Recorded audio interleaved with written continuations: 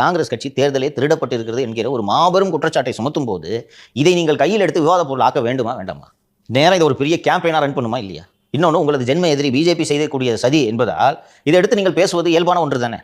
ஆனால் இந்த பிஜேபியை தீவிரமாக எதிர்க்க வேண்டிய நேரத்தில் தான் உங்கள் கட்சியின் மகளிர் அணி செயலர் போய் பிரதமரை சந்தித்து விட்டு வருகிறார்.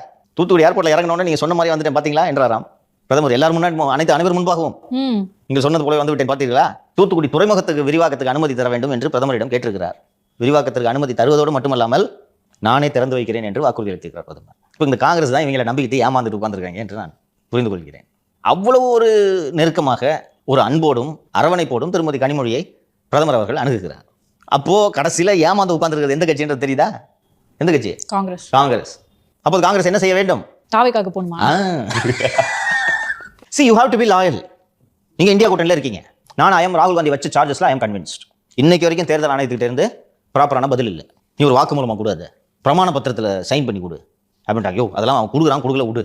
இத்தனை பேர் 12,000 பேர் அட்ரஸ்ல இல்லை, ஒரு 8,000 பேருக்கு ஃபோட்டோவே இல்லை, ஒரு 10,000 பேருக்கு அப்பா பேர் கேட்டால் LGFRK அப்படின்ட்டு ஏதோ ஒன்று இருக்குது. ஒரே வீட்டில் 80 பேர் குடியிருக்கிறான். டோர் நம்பர் எல்லாருக்கும் 0 இப்படி இருக்குன்னு சொல்லிட்டாங்க. புழுறான் 0 டோர் நம்பர்ல ஒரே ஒரு ஓட்டர் கூட அங்கே இல்லைன்னு தூக்கி பதில் போட முடிஞ்சு போச்சா?